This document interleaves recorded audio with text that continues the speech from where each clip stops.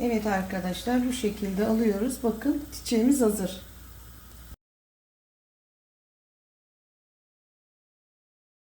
Merhaba arkadaşlar. Server'in mutfağına hoş geldiniz. Bugün sizlere kahvaltılık hazırlıyorum. Fakat bu kahvaltılığı tüm toplum olarak çok seviyoruz.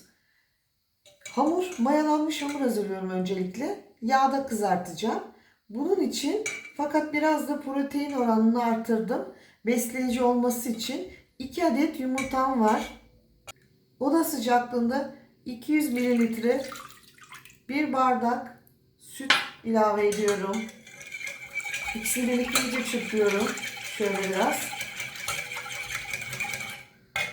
Daha sonra ılık, sıcak değil arkadaşlar, ılık olacak suyumu ilave ediyorum.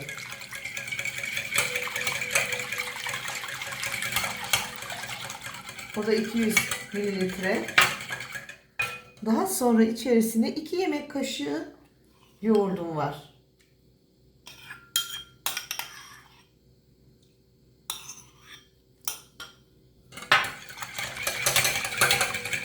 Onu da çırptıktan sonra arkadaşlar 1 yemek kaşığı toz şeker, 1 tatlı kaşığı tuzumuz var.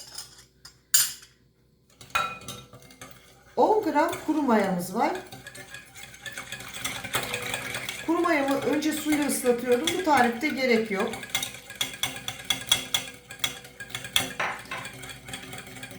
Hepsinin birlikte karışması için 1-2 dakika bekliyoruz arkadaşlar. Arkadaşlar, unun tamamını eledim. Siz de lütfen eleyin. Sonra sıra sıra unumuzu ilave ediyoruz. Önce bir bardak koydum, karıştırdım. Arkadaşlar 1 yemek kaşığı da zeytinyağı koyuyorum. Fazla değil. 2. bardak unumu ilave ediyorum. 3. bardak unumu ilave ediyorum. Ben şimdi 4. su bardağı unumu ilave ettim. Güzelce karıştırıyorum.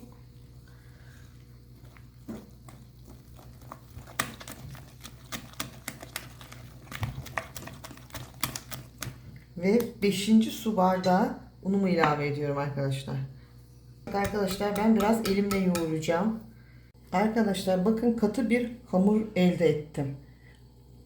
1 bardak daha un ilave ettim. Toplamda 6 su bardağı un içerisine girdi. Bakın, hamurumuzun kıvamı şu arkadaşlar. Bakın, lastik gibi o kadar güzel bir hamur elde ettik ki. Şöyle göstereyim size. Bir dakika. Bakın güzelliğin hamurun. Tabii ben bunu biraz yoğurdum arkadaşlar. Bütün malzemeler tüm dokusuna geçmesi için şu şekilde arkadaşlar yoğurdum. Şimdi elimi hamurdan sıyırıyorum. Poşetliyorum. 1 saate yakın mayalanmasını bekliyorum.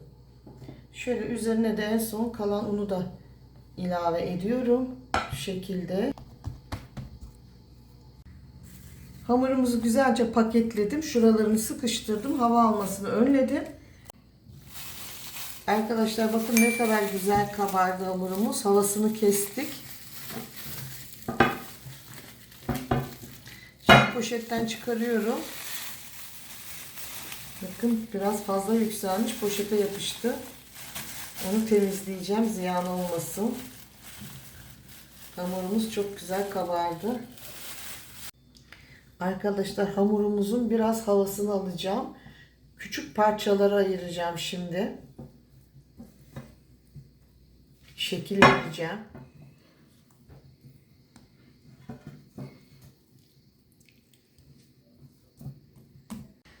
Arkadaşlar, hamurumuzdan şöyle küçük toplar alıyoruz.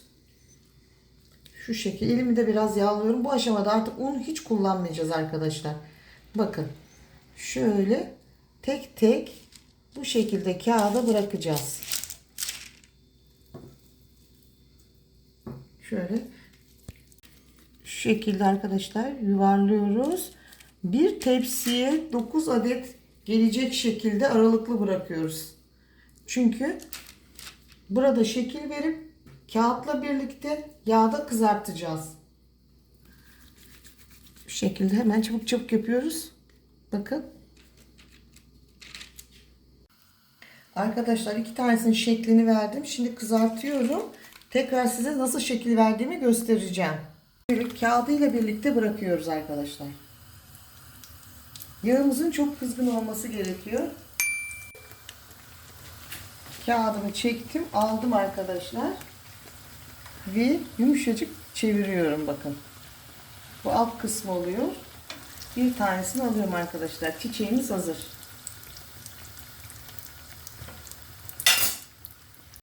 Kağıdı bakın arkadaşlar, bu kadar kolay oluyor. Arkadaşlar ikincisi tepsi mayası oldu. Bakın şimdi elimi yağladım. Yassı şeklini veriyorum.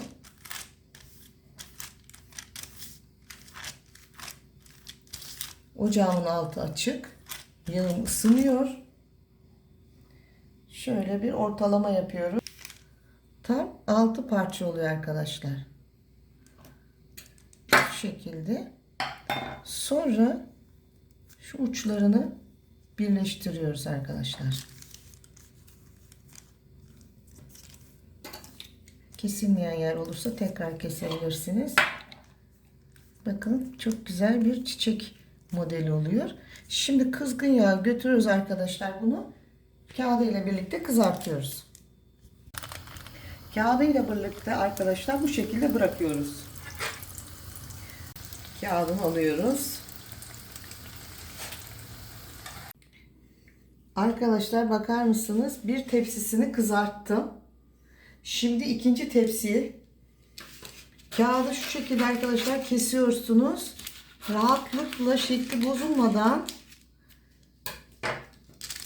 Bakın. Şimdi üzerine bunların hep ben örtü örttüm arkadaşlar. Hava çok sıcak olduğu için hemen kuruma yapıyor.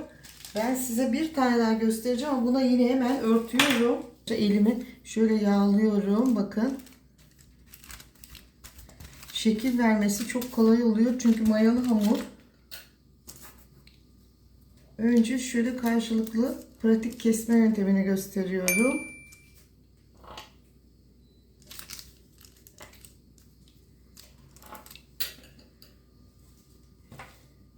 Daha sonra şöyle herhangi bir evdeki malzemeyle ortasını belirliyoruz.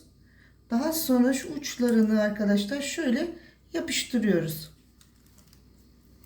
Bunu yapıştırmadan da yapsanız olur ama ben bu şekli çok seviyorum.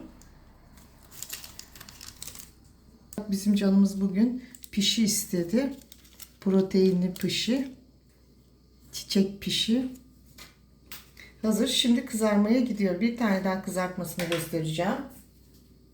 Arkadaşlar bakın ne kadar güzel oldu. Bırakıyoruz. Hemen çekin arkadaşlar kağıdını. O zaman daha güzel kabarıyor. Püf noktası bu. Kağıdı çekmekte gecikmeyin. Bir de üzerine şu şekilde yağ ilave ederseniz bakın daha güzel kabarıyor. Puftik oluyor. Zaten tam hamurumuz 2 katına çıktı. 2 kere mayalanmış oldu. Bir tepsi mayası, bir ana maya. Bakın arkadaşlar ne kadar güzel kabarıyor. Şimdi tersini çevireceğim. Çiçek pişimiz bu şekilde. Kağıt sermiş olduğum havlunun üzerine alıyorum. Bu şekilde tek tek kızarttım arkadaşlar. Yani oldukça yani 15-20 kişi bu tarifle çay sofralarınızda, davet sofralarınızda rahatlıkla ağırlayabilirsiniz misafirlerinizi. Şimdi ben ortasına reçel veya çikolata koyuyorum. Tercih sizin. Ben şimdi ikisini de size göstereceğim. Evet arkadaşlar bu şekilde alıyoruz. Bakın çiçeğimiz hazır.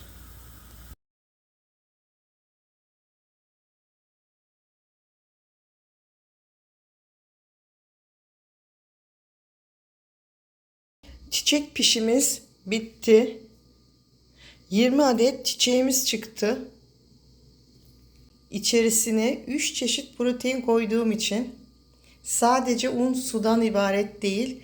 Bu güzel, lezzetli ve sağlıklı tarifimi sizlere öneriyorum. Hepinize afiyet olsun. Videomu izlediğiniz için çok teşekkür ederim.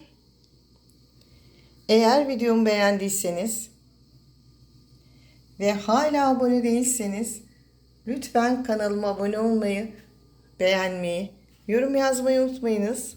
Hoşça kalın, sağlıkla kalın, mutlu kalın. Çay sofralarınızda, kahvaltınızda bu şık çiçek pişimi deneyin. Hepinize afiyet olsun.